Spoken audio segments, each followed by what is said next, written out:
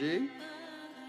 Namaskar. My name is Acharya Pavanananda Avt, So, and I work in GP sector.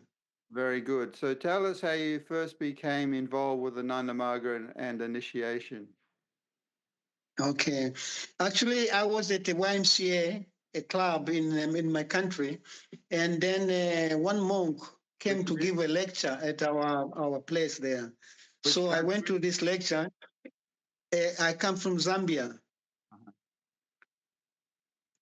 Yes, and he came to give a lecture, and I invited many friends to come to this lecture because I was doing martial arts, and martial art relies on breathing a lot, you know. So I told them that please come because the yogi is here and he's going to teach us how to breathe properly because I had read some books about breathing techniques and how they can empower somebody. So, but unfortunately, nobody came to this lecture except me. And Dada initiated me after giving his lecture. And then in the end, one man came. He was a very old man. He had some problem with his weight, so he wanted to learn. So two of us were there on that lecture. But it's a big city. I was surprised that nobody could come. Mm. Yeah. So how long after that before you got to meet Baba? That was I entered in 76. And I saw Baba in 1983, December 1983. And Yes. any experiences you'd like to share with us with Baba? Yes, the first meeting with Baba was very interesting, actually. And we were in Ananaga, and I talked to Baba's PA. I think it was Ramananda. And I talked to him, Dada, I would like to, say namaskar to Baba. He said, okay, at midday, when Baba goes for field work, when he comes back, I will introduce you to Baba. So Baba went for his field work. And then when he was coming, before he just arrived, a few minutes before that, one VSS boy came and asked me, why are you standing in front of Baba's door? I said, Ramanandaji told me to wait for Baba. He wants to introduce me to Baba. And then he became very nervous. No, you cannot be here, You cannot be here. I said, but Ramananda told me that I should wait for Baba here. So he started shouting and people were, so I left and went to the group. And when Baba came, actually, he said he turned around as if he was looking directly at me and gave a namaskar. So I replied that namaskar, and Baba went into his room. So I told Ramananji that, I could not beat Baba because the boy took me away from the door, so I could not beat Baba. He said, don't worry, in the evening when Baba comes, then I'll introduce you to you. You'll be with some Magis here.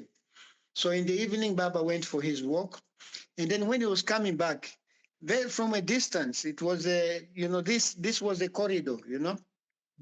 And Baba was walking towards me, and Dada Ramananda said, there is one boy who is going to Zambia, and he wants to give namaskar to you. Baba, he was very far. Baba said, no, no, no, no, no. He is not going to Zambia. He has just arrived from Zambia. So Baba walked in front of his door, and then he said, where is my little boy from Africa? So everybody pushed me in front of Baba. I had a question to ask Baba. My question was, why did you let me born in a place very far away from your home? Why didn't you make me born near your place? So, so it was a stupid question anyway. And then Baba, when they pushed me in front, then Baba put his hand on my head and said, go and do service for the suffering humanity. I was not an acharya yet, but I was going for training at that time. So he put his head.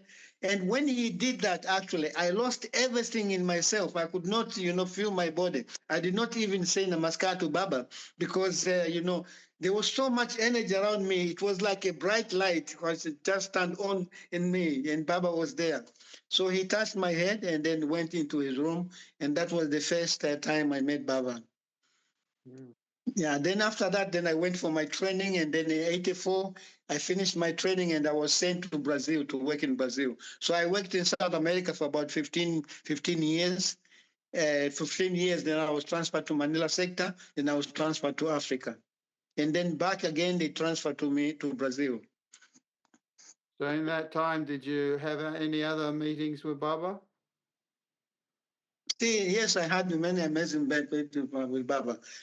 One time, Baba, we were seated in front of Baba, and then he asked me, Dada Pavanananda, why, when you look in the mirror, you put your hands like this, you know? You put your hands like this.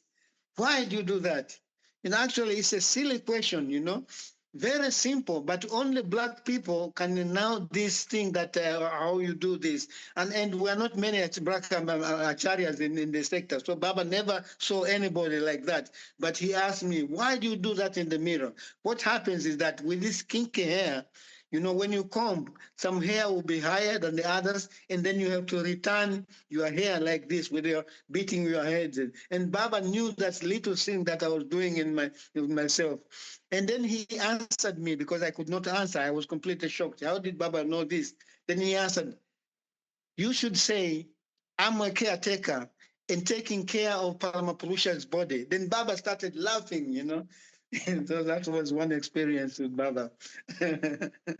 You know, I'm a singer. I sing Prabhat Samgiita, but not in a very sweet voice like you know, the Indian, you know, people who sing their ladies. You know, some of them are very very melodious. So Baba was going down for his field work, but I had the desire that I should sing. I should sing for Baba. You know, so Baba went out and he was going down the stairs from his house, you know, at Lake Gardens. You know, he was up and then he was going down. So I wanted to sing, and the only song I knew was Nayane Mama Tabora Hashite Mukuta Jola Ajana Poti Ek Elo. So that was the thing. And I was thinking, if I sing this song, it's very simple. So Baba will not be very happy because these people who are singing for Baba are so melodious. So when I was just thinking that I would start singing, Baba looked at the window because I was in Baba's garage. And there's a window when he's going around. He looked at me and smiled, and somebody started singing in the other corner of the one. So I think that Baba was saying, you lost your chance, you know. He looked at me and smiled, and and then he was gone. I could not sing for Baba. Yeah. I was the representative of America GT sector to give report to Baba. So Baba was there, you know, taking RDS. He went from one sector to another, one sector to another, and he has a sequence, you know, to do that. So he went to, I think, New York sector, and from New York you go to GT sector to ask for it. And then Baba said, "Thank you very much, my children. Welcome to India. Have a good trip." And now the RDS is finished. So when he said that, I became very shocked. Baba did not take my report. What happened? Then I became very, very sad, you know. Then I talked to Dada Ramananda ji about this. I said, Dada Ramananda, you know, Baba did not talk to me and did not take my report. Do you think he will take my report? He said, no, Baba has said goodbye. So I think the report is finished. I don't think you come back again. So I became very annoyed. And he said, well, wait for tomorrow. Maybe Baba, when he goes out for his field work, he might come back and ask you to do something. So I waited for the next day. We went there again, but Baba came from his field work and then he went upstairs without going into the reporting room. So I became, you know, very upset, and I sat in the Machakra hall in there, and I started crying like a baby, crying so much. You know, the feeling just came that, oh, Baba could not talk to me, and I started crying so hard, you know. And then Ramananda came, and then he asked, hey, what's happening? I said, oh, Baba did not take our report. Now Baba is gone, this and that. So Baba called Ramananda. Who is crying? Who is this boy, the person who is crying? So Ramananji told his Baba, Dada Pavanananda, who is crying. He said, why? He said, Baba, you did not take his report. So he is very upset that he said, he is right, he is right. And at that time, Baba was not taking gallants from people because of his health. So he told Dada he told Dada Ramananda that tell all the representatives that they should prepare their gallants and gallant me tomorrow. So I told everybody who was representing and became very happy. Oh, Dada Pavanananda, because of you, Baba has called us, to give a gallant to him. So next day, Baba Baba came, and then he took my gallant and he asked me, "Are you happy now, my little boy?" I said, "Yes, Baba, I'm very happy." He said, "Oh, your sector is a very big sector. You have a lot of things to do. Please do and good work there."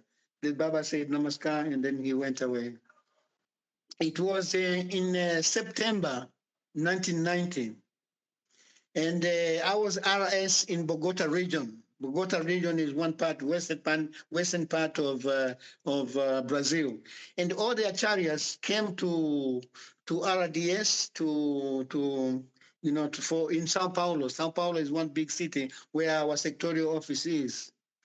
So we went there with everybody, and then when RDS finished, I said, I'm going to visit a city where I was working before I was posted to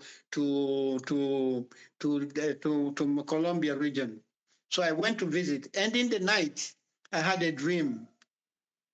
And Baba told me in the dream that, oh, Dada Pavanananda, I was sick and you never even sent me a card to wish you well, to wish me well, Baba said. So this dream really shocked me, and I said, wow, actually, when Baba is sick, I was thinking that this is Baba's Leela, because Baba can cure anybody by his side. So Baba is sick, so this is just Baba is playing Leela. So I never even thought, Baba was sick, this and that. So next day, when I came back to the sectorial office, I asked Dada, that was Dada Nigunananda at that time. I asked Dada Nigunananda, I want to go to India. And he said, why? I said, I had this dream in the bus when I was traveling to Curitiba. Curitiba is a town near Sao Paulo, about 6 hours from Sao Paulo. He said, oh, you have seen Baba so many times, so you don't need to go and see Baba now. We are sending people who have never seen Baba to India. So please go to your working field. That was September. And then on October 21 or 22, if I'm not mistaken, Dada Tapeshwar Ranji, he left his physical body now. He called me. I was in a restaurant of a Maggie's restaurant. One Maggie had a restaurant there, and some Maggies were there. And he told me in a very harsh voice, Dada Pavanananda, why didn't you send your reports? I said, Dada, I just arrived and we are starting to, no, you should have sent your reports, this and that. So I don't know, he wanted to prepare my psychology. And then finally he said, Baba has left his physical body. I said, what? He said, Baba has left his physical body. Baba Namkebalam. That was the great pain. I said, Dada, but Baba said one time he'll come to South America. He left his physical body. He said, yes, but don't tell anybody. He told me, don't tell anybody, because maybe Baba is in Samadhi and he can come back. So don't tell anybody. So some people around there, I'm black, and I don't change the color. But after finishing this, I changed my color. I became red, And the Magis noticed that something is wrong, but the Dada said I should not talk to anybody, So how can I talk to them that, I am, I have received this news. So I could not talk to them. I said, no, nothing. So I went back to the Dagrity. I started crying like a baby, very much. How can you leave, Baba? You said you are coming to South America. And here in South America, there are not very many acharyas. So I was thinking that when you come, I'll be very close to you. I'll be saving you. And now you have left your physical body. I cannot stay in this body. I'm going away. I was thinking in my head.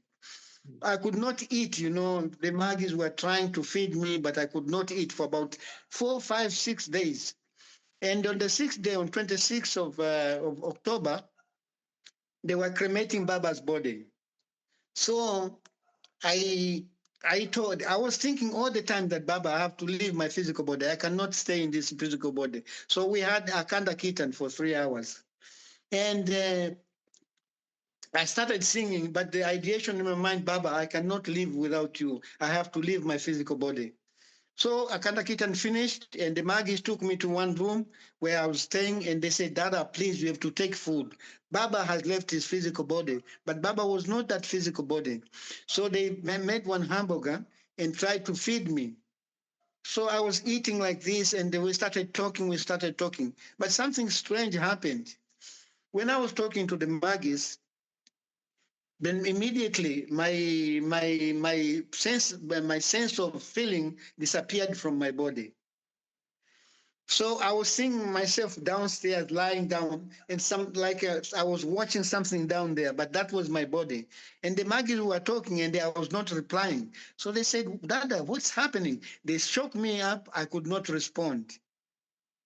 So the Dadas, they called one Magi, they called one Maggie, who was a doctor. He came with a motorbike very fast. They said, but Dada is losing consciousness. Please come. And then he came, he started applying acupuncture needles in my body. And then immediately this energy came to my body. So the Magis were very worried. Dada, look at this, because you are not eating properly, this and that, and now this is happening. So please take care. And then we finished that. The doctor went away and I was okay. Few days later, I had a feeling that no, I have to leave my physical body, and I had some packets of rat poison.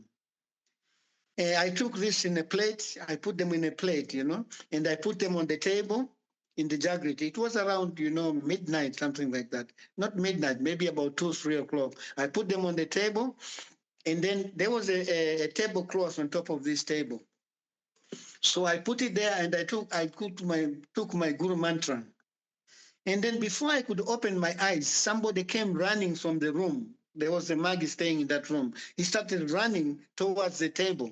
And when he reached there, he grabbed the tablecloth from the table and pulled it. And the plate fell down and broke. And when he finished that action, he fell down like he was in Samadhi or something like that. He fell down, and he was having difficulty in breathing. I don't know any first aid. So what I did, I took some water and splashed it on him. I threw the water on him. And then he woke up, and I asked him, what happened? He said, I don't know. I was sleeping, and this feeling came, and I came running to your table. So the Magis, when they told them this in the morning, the Magis that this is what happened, I said, if this Magi had died, the Magis might have thought that I've killed him because I was in a very abnormal situation. So then the Magis arranged the ticket, and they took me. They said, here there are no acharyas. Please go to Sao Paulo. Then I bought the ticket and went to Sao Paulo. And in the plane, because I was still in a very abnormal situation, I lost one of my bags. Somebody took it when I was waiting for another flight to go to another town of Brazil. So this is what the story of Baba's departure. Wow. And I was RIS that region, so I was working in Venezuela. And one day, on the full moon day, on Punima, actually, we had to do some social service. We gathered clothes and food and stuff like that, and we drove to one place, to one village to distribute these things. So we started knocking at the doors of people there that we have cars up there and we brought some clothes, so please come and receive these clothes. So we went to one old lady, and she told me, my children, I cannot climb the hill to that place. Please, can you separate some few clothes for me and you bring them down? I said, okay, we'll do it, mother, don't worry.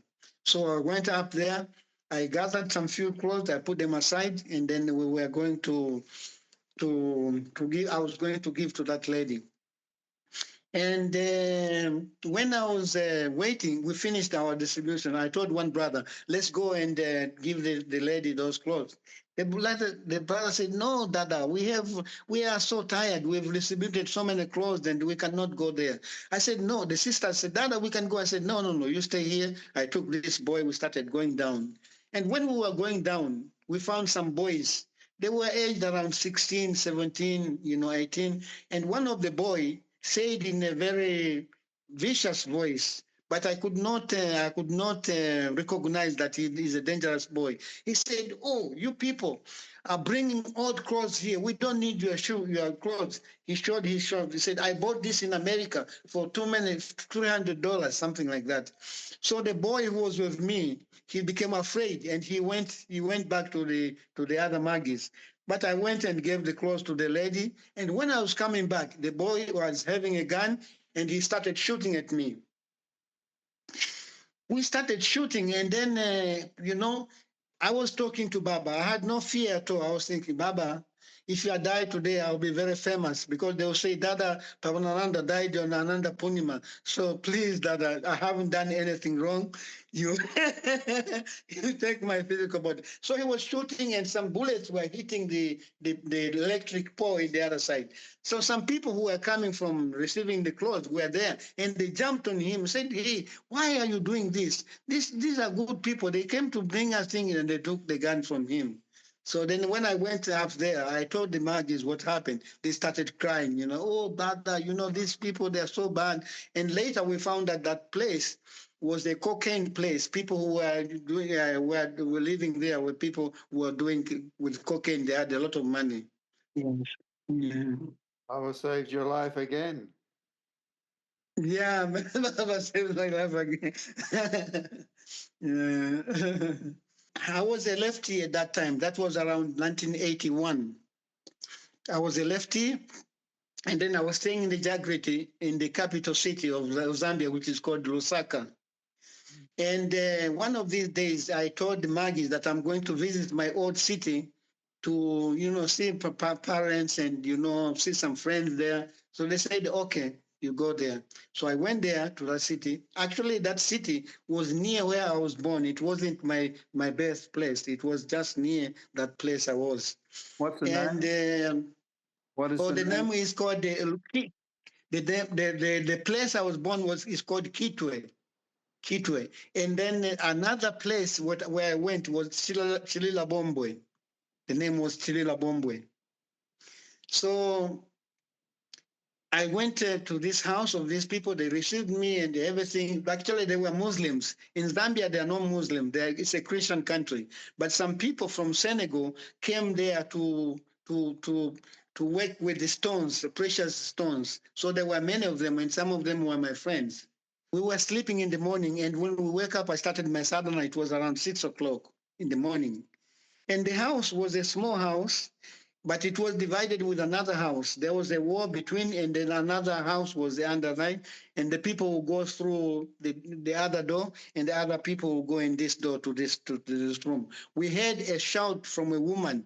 She was screaming, and three of us, me, the husband of this lady there, and we went out to try to go into that house to see what was happening. So we went inside there, and we found that the lady was holding a baby, and the baby was having difficulties in breathing. She was like, collapsing or something like that. So automatically, without thinking, I took out my pratik and put in the neck of this little boy, who was struggling with breathing. Immediately I finished that, the boy opened the eyes and became normal. So the lady became very, moved, and she put the baby on the ground and she grabbed me. "Oh, thank you very much. Thank you very much." I said, "No, nothing, sister. I didn't do anything special." So I left the pratik with that little boy, and later they said that that boy never suffered again from that disease. Wow. Yeah, and the disease completely disappeared from that, out of the pratik. Okay, well, thank you very much, Dada. They're very inspiring stories. Thank you very much, Anna.